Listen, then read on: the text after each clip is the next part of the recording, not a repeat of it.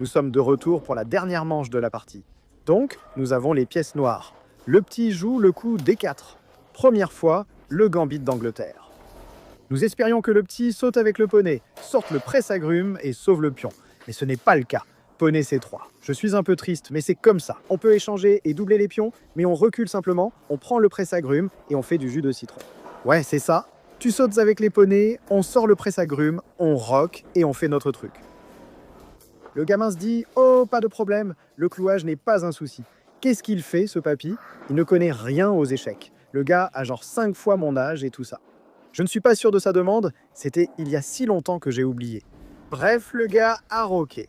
Et ensuite, on repart pour une autre idée de clouage. Il prévoit de pousser le petit pion, de chasser le presse-agrumes, et moi je me sens un peu audacieux.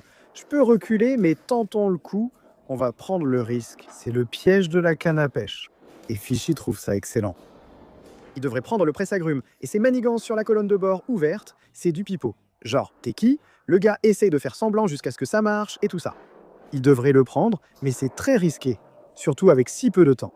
Donc personne ne va le prendre. Le gars joue ici un petit coup simple avec le fou, il essaie de sauver le cavalier, on fait entrer la dame, le fou est fichu là depuis 2 coups. Et les 2 coups ne sont pas brillants. Mais les 2 coups sont excellents coup sur coup. Ça va être fou.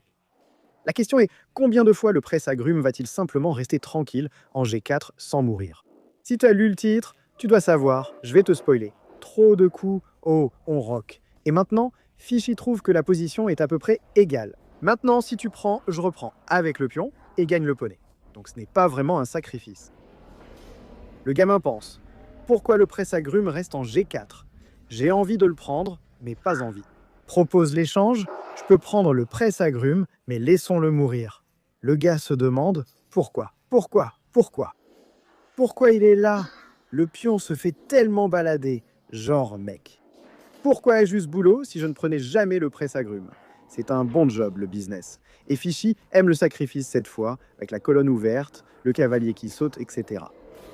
On ramène le presse-agrumes, c'est donc un échec. Je crois qu'on a laissé la pièce en prise 4 fois jusqu'ici. Et laissez-moi juste le dire, attention, spoiler, ce n'est pas la dernière fois. Merde. Et c'est parti. Le fou est toujours là, tranquille. La 5e fois est la bonne. Le gamin est là genre, frérot, c'est l'heure. L'heure est devenue pour que le fou meure.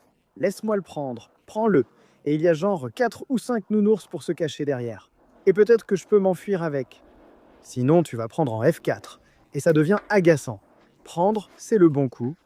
La tour entre pour te déloger et le roi tente d'être un vrai poulet de compétition.